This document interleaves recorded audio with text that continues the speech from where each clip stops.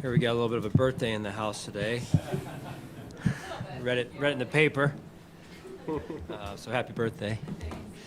Yeah, beautiful day outside here in Western New York. So no change, no updates, really different than yesterday at all in the injury report. If you have specific questions, happy to answer, but that's what we have for you at this point. I don't know. I don't really know that to be specific. I know he's gone to the site. I just don't know if that's happened yet today or not. So. John, injury get worse on Sunday, or just it was? I think from a medical standpoint, it didn't get any worse, but it was affecting him enough to want to get this done. John, the injury report was on last week. How much of a concern is it? It was, I know it was that rest, but it was also on knee yesterday listed as well. I'm sorry? Von Miller. Yeah, I mean, he's in a good spot. Is it a concern that he's on the injury report this week that he not being on last week? No, I think he's in a good spot. Yeah. How about Ed Oliver? Is he trending in a positive direction to play this week? We'll know a little bit more today, Alex, on his situation. It's going to be close probably. Sean, you evaluated quarterbacks in 2018. Obviously, Baker was a part of that class. What do you remember about going through that evaluation process with Baker Mayfield? Yeah, enjoyed the time we spent with him, and obviously he went first overall. He's had a great career in college, and he plays with a lot of energy and seems like a good leader. I've never obviously been on a team with him, but seems like a good leader.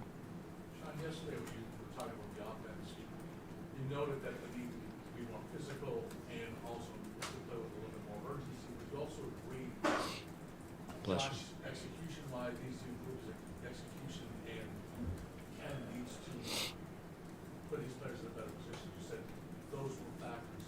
How do you address those in such a short week? I just think overall, I mean, Josh, Ken, all of us, right? We all have to do a better job, myself included, and it's putting the players in position. Then when in position, the players have to make the plays. I mean, that's no different than when we were winning, like we were earlier in the year compared to the last 3 games when we've kind of been challenged a little bit here. Is to put the players. That's the formula. You put the players in position, and then you trust the players to execute and make the play. And we have good players, and they do that. And we've got to continue to do that. What's changed in the past 3 weeks, and do you think that there needs to be,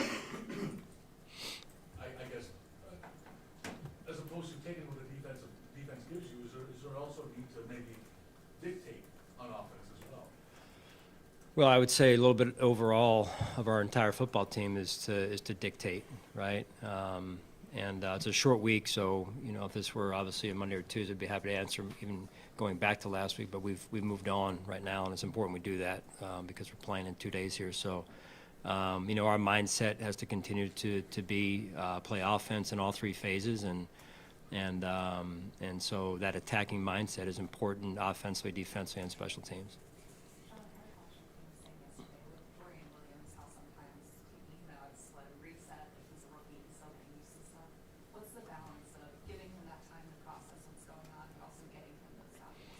Yeah, it is a fine line there for any young player, and they're going to make mistakes, so it's a chance to reset, watch a little bit, and bring them along the right way. And so it's hey, go out there, experience it, come back in to the dock. We'll reset you and put some more gas in the tank. Go back out, see how it goes.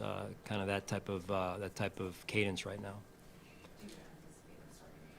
We'll see. We'll see how it goes today, and it's a short week, and we've got some veteran players there as well, and I thought T-Dot did some good things. Sean, are there benefits to a short week from a sometimes mental standpoint? You know what I mean? I mean, the challenges are obvious. Yeah.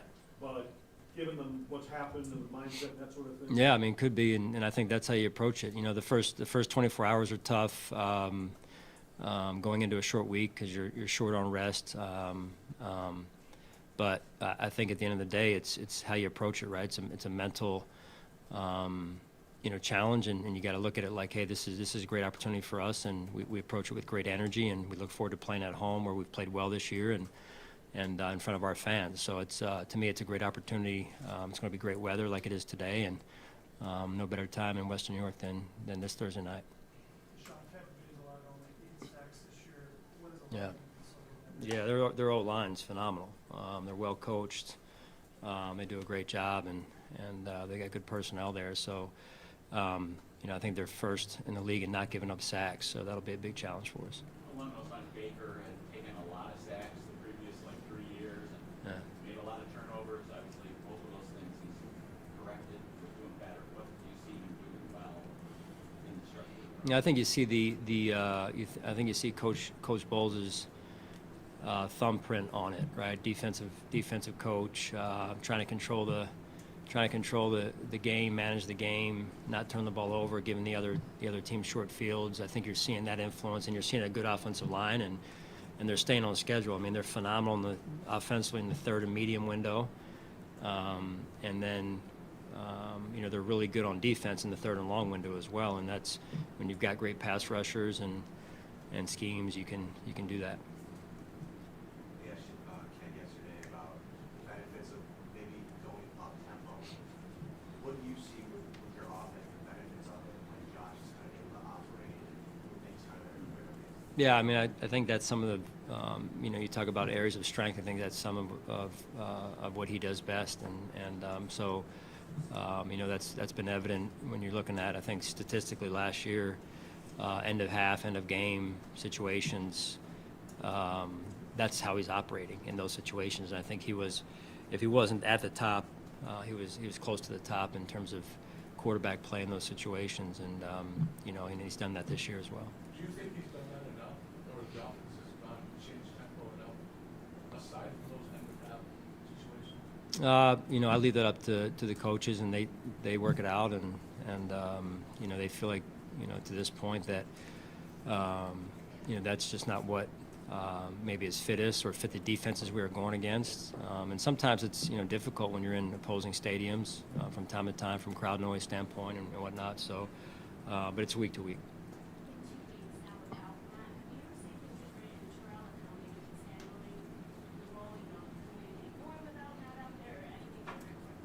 Yeah, I mean, it's interesting because TB is a young player, right, and in some ways a rookie in terms of his playing time with his feet in the grass out there, and but he's had to grow up quickly here because of some of the the change at the position next to him and some of the changes in the defense with the personnel. So, but another young player that we're developing and grooming, and I think if you look coming into the season, everyone's questioning, what about the middle linebacker? What about that position? And I mean, I'm really proud of him and the way he's developed, and still with much room for growth, and that'll continue as we move forward here.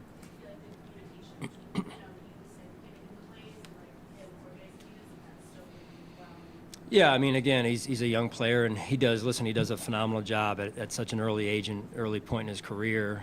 So we've had some hiccups, I'll call them, and plays we went back because of some things, but that's natural, and just think where he'll be a year from now, right? In terms of the amount of snaps under his belt, the amount of experience, the amount of leadership experience he's gotten as well in terms of coordinating the defense and running things out there. Do you talk to Matt at all? I get a lot of questions from fans. Just wondering an update on him, like what happened, how he's doing, all that. It's interesting because of the number of players we've had out. It's like I feel like I'm trying to talk to Trey, talk to Daquan, talk to Matt, and now in Dawson, and try and, in addition to coaching the team over here, I'm trying to stay in touch with those guys. So it's intermittent, and sometimes those guys are just wanting a little bit of a break as well, in terms of just need to kind of just unplug and heal, right? So they need to do that. But it's good to have Matt back. He's back around, and good to have him around here.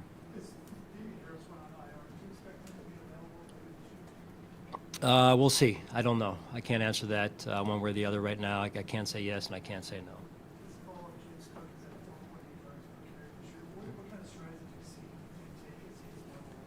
Well, I think like any running back, the more reps you get, you tend to get into a rhythm. Another young player that we're developing and has come on and done some things, for us that, quite frankly, I don't think he did at Georgia, right? As in terms of carrying the ball as much as he has and as successful as he has. So, real proud of James and his development.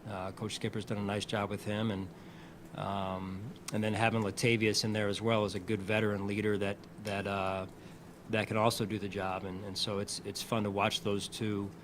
Obviously, at two different points in their career, maybe a little bit respectfully, but you know, I just love watching both of those guys play and play off each other. Tampa's run, red zone defense, so Well, I mean, when you look at third downs in the red zone, a lot of times, you know, that's a big indicator of red zone success because you can play well on first and second down, but you give up a pass on third down into the end zone, and it blows the whole thing out of the water. So I think it starts always with third downs in the red zone. Hey, Sean, exactly what fractures Yeah, I'd have to get Nate up here, you know, to Joe give you a more pinpoint description of it. It's more than it was more complicated, or from my end medically, more different terms that I'm not really familiar with. So can we just call it like NHL does, lower leg? Is that fair? Just given the blows you've taken as far as the roster is concerned and the loss column, do you feel that this game is almost at a crossroads? And how do you perceive the team to respond, or how respond on a short week and knowing what's happened over the past?